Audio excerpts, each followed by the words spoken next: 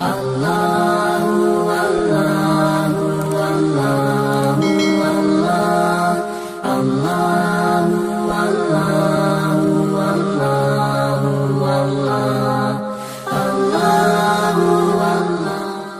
واجب الاحترام بزرگوں اور ساتھیوں،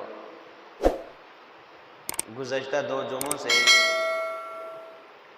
امانت داری کے متعلق بات ہو رہی ہے، جس میں اللہ کے نبی صلی اللہ علیہ وآلہ وسلم کے ایک فرمان کو بنیاد بنایا گیا ہے۔ ہمارے آقا دو عالم صلی اللہ علیہ وآلہ وسلم کا فرمان عالی شان ہے کہ جس بندے کے اندر 4 خصلتیں ہوں، چاہے دنیا کی اور اس کو کوئی نعمت نہ بھی ملے تب بھی اس کو کوئی افسوس، کوئی دکھ نہیں ہونا چاہیے۔ یہ 4 بڑی عظیم الشان خصلتیں ہیں، جس کے اندر ہو اس کو اپنے رب کا شکر ادا کرنا چاہیے، اور جس کے اندر نہیں ہے اس کو اپنانے کی کوشش کرنی چاہیے۔ اب دیکھیں، اللہ کے نبی خود فرما رہے ہیں یہ ایسی 4 صفات ہیں کہ اگر کسی کے پاس دنیا کی اور کوئی بھی نعمت نہیں ہے ان کے علاوہ تو اس کو کوئی افسوس نہیں ہونا چاہیے۔ وہ 4 صفتیں کیا ہیں؟ حفظ امانت، نمبر 1 امانت کی حفاظت کرنا۔ نمبر 2 صدق حدیث، بات کا سچا ہونا، یعنی ہمیشہ سچ بولنا۔ نمبر 3 حسن خلیقۃ، اچھے اخلاق کا مالک ہونا۔ اور نمبر 4 عفت فی طعمہ، حلال رزق کھانا، یعنی اس کا کھانا وہ حلال ہو، حرام سے بچنے والا ہو۔ یہ 4 بڑی جاندار صفات ہیں، جن میں سے پہلی صفت پر 2 جمعوں سے بات ہو رہی ہے، حفظ امانت، امانت کی حفاظت کرنا۔ پہلے بھی گزارش کی تھی، ہمارے ہاں امانت کا مفہوم بہت کلوز ہے، چھوٹا سا مفہوم بیان کرتے ہم کہ بس کسی کے پاس کچھ مال رکھوایا، اس نے اگر تو صحیح سلامت واپس کر دیا تو بڑا امانت دار ہے، اگر اس نے کوئی گڑبڑ کر دی تو بڑا خائن خیانت کرنے والا ہے بس۔ حالانکہ امانت داری کا مفہوم بہت وسیع ہے، پورا دین اس کے اندر آ جاتا ہے۔ جیسا کہ 2 جمعوں سے بات چل رہی ہے، پورے دین کا خلاصہ یہ ہے۔ اللہ کے نبی صلی اللہ علیہ وآلہ وسلم نے فرمایا کہ مومن میں ہر برائی جمع ہو سکتی ہے، لیکن 2 چیزیں جمع نہیں ہو سکتی، 2 عیب اس کے اندر نہیں پیدا ہو سکتے۔ کتنے اعتماد سے اللہ کے نبی فرما رہے ہیں، امانت داری، فرمایا کہ مومن کبھی خیانت نہیں کرتا اور مومن کبھی جھوٹ نہیں بولتا، یعنی خیانت اور جھوٹ یہ 2 صفتیں مومن کے اندر جمع نہیں ہو سکتی۔ اب اندازہ کریں، اگر پوری دنیا میں دیکھا جائے، اپنے معاشرے میں دیکھا جائے، اپنے آس پاس کے لوگوں کو دیکھا جائے تو سب سے زیادہ یہی 2 عیب ہر بندے کے اندر نظر آتے ہیں۔ امانت میں خیانت کرنے والا ہوتا ہے اور بات بات پر جھوٹ بولنے والا ہوتا ہے۔ حالانکہ امانت میں خیانت کرنا اتنا سنگین جرم ہے، اللہ کے نبی صلی اللہ علیہ وسلم نے یہاں تک فرما دیا لا ایمان لمن لا امانت لہ، ایسے شخص کا ایمان ہی نہیں ہے جس کے اندر امانت داری نہیں ہے۔ پہلے ہی نفی ہوگی تو ہم کہاں کے مومن اور اسلام کے نام لینے والے بنے جب ہمارے اندر یہ صفت ہی نہیں ہے۔ پھر اللہ تعالیٰ کا قرآن دیکھیں، اللہ تعالیٰ کا قرآن کہتا ہے ان اللہ لا يحب الخائنین، اللہ تعالیٰ خیانت کرنے والوں کو پسند ہی نہیں فرماتے۔ اب جو بندہ خیانت کرتا ہے وہ وقتی طور پر تو سمجھتا ہے میں نے کسی کو دھوکہ دیا، میرے پاس پیسہ زیادہ ہو گیا، مال زیادہ ہو گیا، حالانکہ اس کو پتہ نہیں کہ یہی مال، یہی پیسہ، یہی عزت اور جلال میرے لیے وبال جان ہے، میری دنیا بھی برباد کرے گا اور آخرت بھی برباد کرے گا۔ کیونکہ کسی مسلمان کو دھوکہ دینا، کسی کے ساتھ خیانت کرنا، مسلمان چھوڑ کر کسی کافر سے بھی خیانت کرنا اسلام میں جائز نہیں ہے، کسی کافر کو بھی دھوکہ دینا اسلام میں جائز نہیں ہے۔ تو جس بندے کے اندر یہ برائیاں ہوں گی وہ کیسے سمجھے گا کہ اس کی دنیا اور آخرت سنور جائے گی؟ بلکہ یہ تو اس کی نظر کا دھوکہ ہے کہ مال زیادہ ہو گیا، میں نے فلاں کو دھوکہ دیا، پیسے زیادہ آگے، نہیں، بلکہ یہ تو اپنے لیے انگارے جمع کر رہا ہے، آگ جمع کر رہے ہیں اپنے لیے، جیسے ہی مرے گا فوراً جہنم کا عذاب شروع ہو جائے گا۔ حدیث مبارکہ میں یہاں تک آتا ہے کل روز محشر اللہ کی عدالت میں ایک آدمی آئے گا جس کی امانت دوسرے نے غصب کی ہوئی ہوگی، وہ مطالبہ کرے گا یا اللہ فلاں بندے کے پاس میں نے امانت رکھوائی تھی، فلاں کے ذمہ میرا حق تھا، اس نے مجھے ادا نہیں کیا، آج میں آپ کی عدالت میں کھڑا ہوں، مجھے انصاف دلائیے۔ تو اللہ رب العزت اس بندے کو بلائیں گے، پوچھیں گے ہاں بھئی تو نے اس کی امانت کھائی ہے، تو نے اس کا حق مارا ہے؟ وہ کہے گا مارا تھا۔ اللہ تعالیٰ فرمائیں گے کہ اب واپس کر، وہ کہے گا یا اللہ وہ تو دنیا کا معاملہ تھا، سب کچھ دنیا میں ہم چھوڑ کر خالی ہاتھ آئے ہیں، اب میں کیسے واپس کروں؟ تو اللہ تعالیٰ فرمائیں گے نہیں، بلکہ ہم نے اس امانت کی حفاظت کی ہے، ہم نے اس کو سنبھال کر رکھا ہے۔ وہ پوچھے گا یا اللہ کہاں رکھا ہے؟ تو اللہ تعالیٰ فرمائیں گے ہم نے حاویہ میں اس کو رکھا ہے، جاؤ وہاں سے جا کر نکال کے لاؤ۔ اب دیکھیں حاویہ جہنم کا 7واں طبقہ ہے، سب سے نیچے، جس میں منافق لوگ ہوں گے، سب سے سخت عذاب اس حاویہ میں ہوگا۔ اب دیکھیں مسلمان ہے، کلمہ پڑھنے والا ہے، نبی کا امتی ہے، کہاں جا رہے ہیں؟ منافقین کے درجے میں، اس امانت کو اٹھانے کے لیے۔ اور سب سے بدترین عذاب حاویہ میں ہوگا جہاں منافقین ہوں گے، اور یہ کلمہ پڑھنے والا مسلمان بھی وہاں جا رہا ہے۔ کیوں وہاں بھیجا جا رہا ہے؟ کیونکہ یہ منافقت کی ایک صفت تھی۔ اللہ کے نبی صلی اللہ علیہ وآلہ وسلم نے فرمایا تھا کہ منافق کی 3 علامتیں ہیں۔ آیت المنافق ثلاث، اذا حدث کذب واذا وعد اخلف واذا اؤتمن خان، کہ جب بات کرتا ہے تو جھوٹ بولتا ہے، جب وعدہ کرتا ہے تو وعدہ خلافی کرتا ہے، اور جب اس کے پاس امانت رکھی جاتی ہے تو اس میں خیانت کرتا ہے۔ یہ منافق کی علامت تھی، چونکہ اس کے اندر امانت میں خیانت پائی گئی، یہ منافقت کی علامت پائی گئی، تو اللہ کہاں بھیج رہے ہیں اس کو؟ حاویہ میں۔ اب یہ بندہ وہاں سے جائے گا، اللہ کے پاس سے پہلے جہنم آئے گی، لظا، حطامہ، سعیر، سقر، جہیم، یہ تمام طبقے گزرتے ہوئے حاویہ میں پہنچے گا، اور وہاں سے اس امانت کو اٹھائے گا۔ اب یہ امانت جو بھی ہوگی، چاہے اسی نے کسی کا حق مارا ہے، چاہے درہم دنانیر ہیں، پیسہ ہے، بکری ہے، گائے ہے، بھینس ہے، جو بھی چیز ہے جو اس نے کسی کا حق مارا ہے، چاہے وہ زمین کسی کی غصب کی ہے۔ حدیث مبارکہ میں آتا ہے اگر کوئی بندہ ایک بالشت کسی کی زمین غصب کر لیتا ہے تو فرمایا کہ کل قیامت والے دن 7 زمینوں کا توق اس کے گلے میں ڈال دیا جائے گا، اور ایک روایت میں آتا ہے 7 زمینوں کے نیچے اس کو دنسا دیا جائے گا، 7 زمینیں اس کے سر پر رکھ دی جائیں گی۔ اب اتنا سخت عذاب، اب یہ حاویہ میں بندہ پہنچے گا تمام طبقات سے گزرتا ہوا، وہاں سے اس امانت کو اپنے کندھوں پہ اٹھائے گا، جو بھی چیز ہوگی اللہ تعالیٰ اس کو عذاب دے رہے ہیں، وہاں سے اٹھائے گا، یہ واپسی کا سفر شروع کرے گا۔ جب جہنم میں پہنچے گا جو پہلا طبقہ ہے، تو وہاں اللہ تعالیٰ اپنی قدرت سے اس کا پاؤں پھسلا دیں گے، پھر وہ امانت نیچے حاویہ میں چلی جائے گی، دوبارہ پھر یہ اس کا چکر لگے گا وہاں لے جانے کے لیے، اس کو مسلسل یہ عذاب ہوتا رہے گا۔ اب کیا فائدہ چند ٹکوں کی خاطر اپنا ایمان بیچنے کا، چند ٹکوں کی خاطر مظلوم کی بد دعائیں لینے کا کیا فائدہ؟ وہاں بھی آنکھیں کھلیں گی کہ ہم نے کیا بویا اور کیا کاٹا، ہم نے کیا کھویا کیا پایا، وہاں آنکھیں کھلیں گی کہ دنیا ہم نے کیسے گزاری، پھر وہاں مہلتیں مانگیں گے، اللہ کی طرف سے کوئی مہلت نہیں ہوگی، صرف یہی اللہ نے ہمیں ایک ٹائم دیا، ایک وقت دیے، زندگی دیے، یہ سب کچھ اللہ کی امانت ہے۔ زندگی بھی اللہ کی امانت، ہمارے پاس وقت یہ بھی اللہ کی امانت، ہمارے پاس جتنی بھی نعمتیں ہیں ساری کی ساری اللہ کی امانتیں ہیں، ہم یوزر ہیں، ان کا استعمال کرنے والے ہیں۔ اگر ہم نے مس یوز کیا، غلط استعمال کیا، تو اس کا انجام ہمیں خود ہی بھگتنا پڑے گا۔ اللہ نے ہمیں یہ ساری نعمتیں دی ہیں، ساری کی ساری اللہ کی طرف سے امانت ہے ہمارے پاس، اور اگر امانت میں ہم نے کوتاہی کی تو یاد رکھیں اس کا انجام بدتر ہوگا۔ اللہ تعالیٰ فرماتے ہیں وَلَتُسْأَلُنَّ يَوْمَئِذٍ عَنِ النَّعِيمِ، کل قیامت والے دن ہر نعمت کے بارے میں تم سے سوال ہوگا۔ آدمی اپنے وجود میں غور کرے تو اتنی نعمتیں اللہ کی ہیں کہ گننے سے باہر ہیں، آدمی گن نہیں سکتا۔ اسی طرح معاشرے میں کتنے ہمارے آپس کے معاملات ہیں جن میں ایک دوسرے کو دھوکہ دیا جاتا ہے، فراڈ کیا جاتا ہے، حالانکہ اللہ کے نبی صلی اللہ علیہ وسلم نے فرمایا من غش فلیس منا، جس نے کسی بھی انسان کو دھوکہ دیا وہ ہم میں سے نہیں۔ آپ صلی اللہ علیہ وسلم کا طریقہ مبارک تھا، عادت شریفہ تھی کہ منڈی کی طرف نکل جاتے، لوگوں کے بھاؤ تاؤ کا دیکھنے کے لیے کیسا معاملہ چل رہا ہے ان لوگوں کا، تو ایک گندم کا ڈھیر لگا ہوا تھا ایک جگہ پہ۔ اللہ کے نبی صلی اللہ علیہ وسلم نے اپنا ہاتھ مبارک گندم کے ڈھیر میں جب ڈالا، اندر سے گندم نکالی تو اندر سے گیلی اوپر سے خشک۔ آپ صلی اللہ علیہ وسلم نے پوچھا ارے بھائی یہ کیا کیا تو نے، اوپر خشک گندم ہے اور نیچے سے گیلی ہے، لوگوں کو دھوکہ دے رہے۔ اس نے کہا یا رسول اللہ بارش آئی تھی 1-2 دن پہلے، گندم بھیگ گئی ہے، بیچنے کے لیے میں نے اوپر خشک گندم ڈال دی۔ اس موقع پر اللہ کے نبی صلی اللہ علیہ وسلم نے فرمایا تھا من غش فلیس منا، جس نے کسی بھی انسان کو دھوکہ دیا وہ ہم میں سے نہیں ہے۔ اب دیکھیں اللہ کے نبی صلی اللہ علیہ وسلم خود نفی فرما رہے ہیں جو بندہ دوسروں کو دھوکہ دینے کی کوشش کرتا ہے، اور اس سے بدتر تو یہ گناہ ہے دوسروں کو دھوکہ دے کر لوگ فخر محسوس کرتے ہیں۔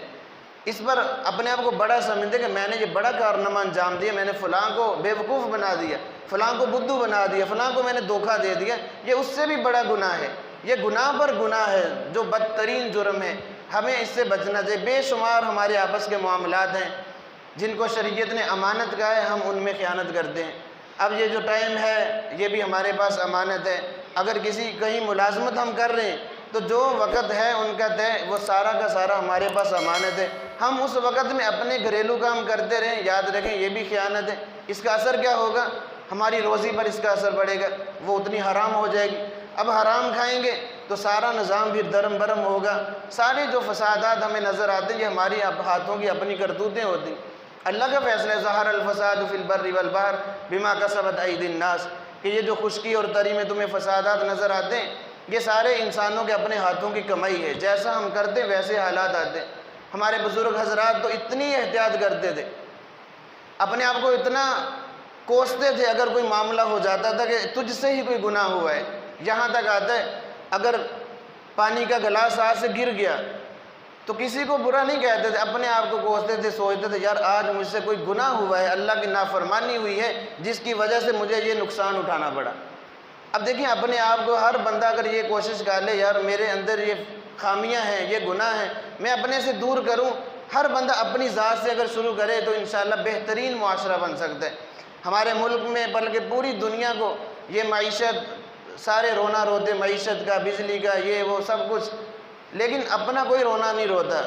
ملک کو تباہ کرنے والے حکمران نہیں ہیں، ملک کو تباہ کرنے والی یہ معیشت، یہ بجلی کا بند ہونا، یہ چیزیں نہیں ہیں، بلکہ ہمارا ہر بندے کا اپنا کردار ہے، ہر بندے کا اپنا کردار ہے۔ ہر معاشرے میں دیکھیں خیانت، جھوٹ، دھوکہ دینا عام ہوتا چلا جاتا ہے۔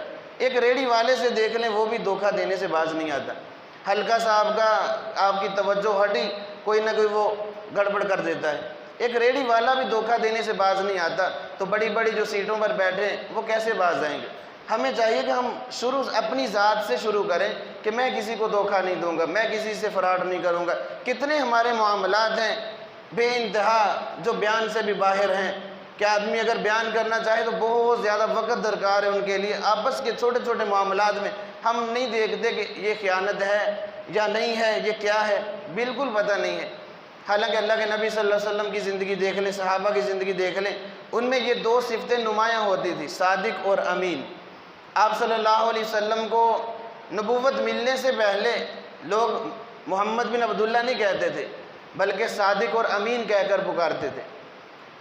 آپ صلی اللہ علیہ وسلم کی عمر مبارک 35 سال تھی جب مشرکین مکہ نے بیت اللہ کو گرا کر نئے سرے سے اس کی تعمیر کی۔ حجر اسود کو رکھنے کا جب موقع آیا تو آپس میں یہ جو ان کے طبقات تھے، گروہ جماعتیں تھیں، آپس میں اختلاف ہوا۔ ہر بندہ چاہتا تھا کہ حجر اسود میں اٹھا کر رکھوں، ہر قبیلے کی یہ خواہش تھی۔ آپس میں لڑائی جھگڑے تک نوبت آ گئی۔ اب پھر انہوں نے ایک فیصلہ کیا، ان میں سے ایک بڑا آدمی تھا، کہنے لگا کہ اچھا آپ ایسا کریں، انتظار کریں، کل صبح کے وقت جو بھی سب سے پہلے آئے گا نا اس سے فیصلہ ہم کروا لیں گے، حجر اسود کا لڑائی جھگڑے کی ضرورت نہیں ہے۔ سب لوگ متفق ہو گئے۔ اب اللہ کے نبی صلی اللہ علیہ وسلم صبح سب سے پہلے اللہ کے نبی صلی اللہ علیہ وسلم حرم شریف میں آئے۔ وہ مشرکین تو پہلے انتظار میں بیٹھے تھے۔ دیکھیں ابھی اللہ کے نبی کو نبوت نہیں ملی، 35 سال عمر ہے، 40 سال کی عمر میں نبوت ملتی ہے، لیکن 40 سالہ کردار کیا ہے، کس طرح یہ مشرکین مکہ آپ کو پکارتے تھے۔ جیسے ہی آپ صلی اللہ علیہ وسلم داخل ہوئے تو سب نے یک زبان ہو کر کہا صادق اور امین آ گئے۔ محمد بن عبداللہ نہیں کہا بلکہ کہا صادق اور امین آ گئے۔ وہ سارے خوش ہو گئے کہ بڑا سچا آدمی آ گیا، امانت دار آدمی آ گیا، یہ ہمارے اندر فیصلہ کروائے گا۔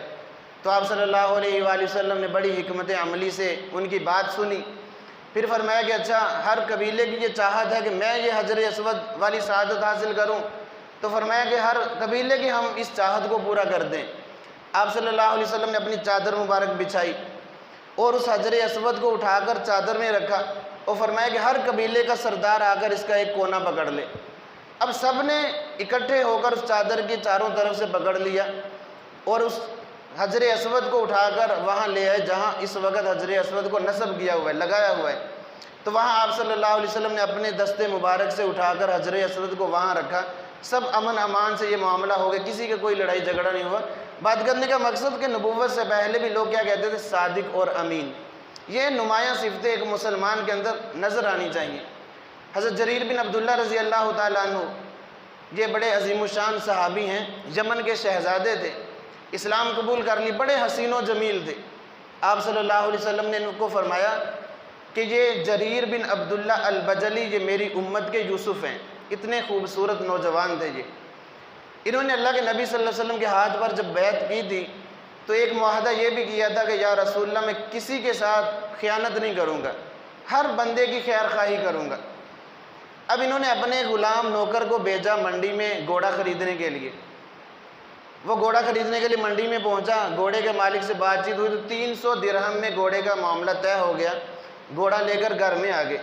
یہ چونکہ شاہی خاندان سے تعلق تھا، شہزادے تھے، گھوڑوں کی نسلیں بھی جانتے تھے۔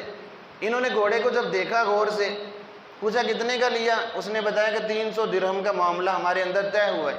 فرمایا کہ گھوڑے کے مالک کو بلا کر لاؤ۔ اب وہ گھوڑے کے مالک کے پاس گئے، اس کو بلا کر لائے۔ وہ بڑا پریشان، پتہ نہیں اب کیا کریں گے۔ انہوں نے پوچھا بھائی یہ کتنے کا ہے؟ تو اس نے کہا ہمارا معاملہ خوش دلی کے ساتھ 300 درہم میں طے ہوا ہے، میں نے اس کے حوالے کر دیا۔ فرمایا کہ اس کا 400 درہم لیں گے آپ؟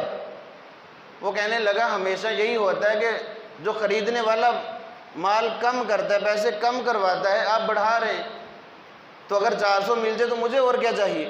پھر فرمایا کہ 500 میں راضی ہیں؟ وہ کہنے لگا میں راضی ہوں۔ پھر فرمایا 600 درہم میں، 700 میں، 800 تک پہنچے۔ وہ کہنے لگا میرے ساتھ مذاق کر رہے ہیں، کیا معاملہ ہے، بات کیا ہے؟ آپ نے حضرت جریر بن عبداللہ البجلی رضی اللہ تعالیٰ عنہ نے 800 درہم نکال کر اس مالک کے حوالے کیے۔ فرمایا کہ تیرا گھوڑا اصل میں 800 درہم کا ہے، تو نے بے خبری میں یا تجھے علم نہیں تھا، تو نے 300 درہم میں یہ بیچ دیا۔ اصل میں یہ گھوڑا 800 درہم کا ہے، یہ 800 درہم تیری امانت ہے، ان کو لے جا۔ اس کو تو 800 درہم ملے، وہ تو چھلانگے مارتا وہ چلا گیا۔ تو غلام نے، اس نوکر نے پوچھا حضرت یہ کیا ماجرا ہے؟ ہمارا معاملہ بالکل رضامندی سے طے ہوا تھا، 300 درہم میں آپ نے 500 زائد کیوں دے دیا اس کو؟ فرمانے لگے اس گھوڑے کے مالک کو پتہ نہیں تھا یہ کتنے کا گھوڑا ہے، شاید یہ کسی مجبوری میں بیچ رہا ہوگا جس کو پتہ نہیں ہے، یہ اصل میں 800 درہم کا گھوڑا تھا۔ اور میں نے اللہ کے نبی صلی اللہ علیہ وسلم کے ہاتھ میں جب ہاتھ دیا تھا، بیعت کی تھی، اس وقت میں نے ایک معاہدہ کیا تھا کہ یا رسول اللہ میں کبھی کسی کے ساتھ خیانت نہیں کروں گا اور ہر بندے کی خیر خواہی کو چاہوں گا۔ میں نے تو اپنے اس معاہدے پر عمل کیا، اسی کو پورا کیا ہے، میں نے کسی پر کوئی احسان نہیں کیا۔ اب دیکھیں یہ حضرات تھے صحابہ کرام رضوان اللہ تعالی علیہم اجمعین، کیا ایمان تھا ان کے دلوں میں اور کیسی وفاداری تھی، کیسی امانت داری تھی۔ اللہ تعالیٰ نے اسی کو فرمایا یا ایھا الذین آمنوا لا تخونوا اللہ والرسول وتخونوا اماناتکم، اے ایمان والو نہ تو اللہ سے خیانت کرو، نہ اللہ کے نبی سے خیانت کرو، نہ آپس میں کسی کے ساتھ خیانت کرو، کیونکہ خیانت کا انجام بہت بدترین ہے۔ اس لیے ہمیں چاہیے کہ صحابہ کرام کی زندگی کو اپنائیں، اس صفت کو سب سے پہلے اپنی ذات پر نافذ کریں، اپنے سے ابتدا کریں، اپنے سے کوشش کریں، دوسروں کی طرف انگلیاں اٹھانے سے پہلے اپنا گریبان جھانکیں۔ جس بندے کو اپنے عیب نظر آ جاتے ہیں اس کو اوروں کے عیب دیکھنے کی بھی فرصت ہی نہیں ملتی، وہ انہی میں مشغول ہو جاتا ہے۔ تو ہمیں اپنے ذات سے شروع کرنا چاہیے۔ اب یہ ایمانداری کی صفت پیدا کیسے ہوگی؟ جب اللہ کا خوف ہمارے دل میں ہوگا، جب ہمارے دل میں ہوگا کہ میرا رب مجھے دیکھ رہا ہے۔ اور یاد رکھیں ہر چیز کی بنیاد بیس وہ اللہ کا خوف ہے، رأس الحکمت مخافت اللہ، اللہ کا خوف ہی سب سے بڑی دانائی ہے۔ جس بندے کے اندر اللہ کا خوف نہیں، وہ پرلے درجے کا بے وقوف آدمی ہے، وہ عقل مند نہیں ہے۔ اللہ کا خوف سب سے بڑی دانائی ہے، سب سے بڑی عقل مندی ہے کہ جس کے دل میں اللہ کا خوف ہو۔ حضرت امیر المومنین عمر بن خطاب رضی اللہ تعالیٰ عنہ گلیوں کا چکر لگایا کرتے تھے اپنے زمانہ خلافت میں، رات کے وقت ایک گھر کے پاس سے گزرے تو گھر کے اندر سے آواز آ رہی تھی، ماں اپنی بیٹی سے کہہ رہی تھی بیٹی دودھ میں پانی ملا لو، تھوڑا سا زیادہ کر لو، اور بیٹی کہہ رہی تھی کہ امیر المؤمنین کا حکم یہ ہے کہ 2 نمبری نہیں کرنی، دھوکہ نہیں دینا کسی کو، دودھ کے اندر پانی نہیں ملانا، یہ حکم ہے۔ اب ماں کیا کہہ رہی بیٹی کو کہ بیٹی عمر کون سا یہاں دیکھ رہا ہے، رات کا وقت ہے، تو پانی ملا لے گی تو کیا ہو جائے گا۔ آج ہم بھی تو یہی کہتے ہیں نا، آج کے دودھ بیچنے والے وہ بھی اسی بات کو، کون ہمیں دیکھ رہا ہے، اور جو بھی خیانت کرتا کسی کو دھوکہ دیتا چاہے کسی بھی فیلڈ میں ہے، وہ یہی سمجھتا کون مجھے دیکھ رہا ہے۔ لیکن ایک ذات ہے یعلم خائنۃ الاعین وما تخفی الصدور، جو ہماری آنکھوں کی خیانت کو بھی دیکھ رہی ہے، جو کچھ ہمارے دلوں میں چل رہا ہے وہ بھی اللہ کے علم میں ہے، وہ ذات دیکھ رہی۔ اب امیر المومنین باہر سن رہے ہیں ماں بیٹی کی آپس میں گفتگو، بیٹی کہہ رہی ہے آگے سے، ماں اگر عمر نہیں دیکھ رہا تو عمر کا رب تو دیکھ رہا ہے۔ یہ بات اتنی پسند آئی حضرت امیر المومنین عمر بن خطاب رضی اللہ تعالیٰ عنہ کو۔ رات تو گزر گئی، صبح ہوئی تو فوراً پیغام نکاح بھیج دیا اس بوڑھی خاتون کی طرف کہ عمر بن خطاب اپنے بیٹے کے لیے تیری بیٹی کا رشتہ مانگتا ہے۔ وہ بوڑھی عورت حیران رہ گئی کہ آپ وقت کے بادشاہ حکمران، ہم غریب لوگ، کیسے یہ آپ نے یہ فیصلہ فرما لیا؟ فرمانے لگے مجھے رات کے معاملے میں تیری بچی کی بات بڑی پسند آئی کہ عمر نہیں دیکھ رہا تو عمر کا رب تو دیکھ رہا ہے، اتنا خوف ہے تیری بیٹی کے اندر اللہ کا، تو ایسی بیٹی کو میں کبھی نہیں چھوڑ سکتا، یہ میرے بیٹے کے نکاح میں آئے گی۔ تو حضرت عمر رضی اللہ تعالیٰ نے اپنے بیٹے سے اس لڑکی کا نکاح کیا۔ اب دیکھیں کیسا پاکیزہ خاندان، بچی کتنے خوف والی، ادھر امیر المومنین عمر بن خطاب رضی اللہ عنہ کا بیٹا بھی کیسے خوف والا۔ انہی سے فرماتے ہیں کہ حضرت عمر بن عبدالعزیز رحمۃ اللہ علیہ انہی سے پیدا ہوئے، آگے اللہ نے نسل کو کیسے چمکایا۔ تو اللہ کا خوف سب سے بڑی دنائی ہے، اللہ کا خوف ہوگا تو ہم جھوٹ سے بچیں گے، خیانت سے بچیں گے، ہر قسم کے گناہ سے بچیں گے۔ تو سب سے پہلے ہم یہ دل میں تہیہ کریں کہ میرا رب مجھے دیکھ رہا ہے، ہر معاملے سے پہلے ایک لمحے کے لیے اللہ کی طرف توجہ کر لیں کہ میرا رب مجھے دیکھ رہا ہے۔ انشاءاللہ دیکھنا زندگی میں انقلاب برپا ہو جائے گا، ہر طرف بہار ہی بہار ہمیں نظر آئے گی۔ اللہ رب العزت سے دعا ہے کہ اللہ تعالیٰ ہمیں دین کے مطابق زندگی گزارنے کی توفیق عطا فرمائے۔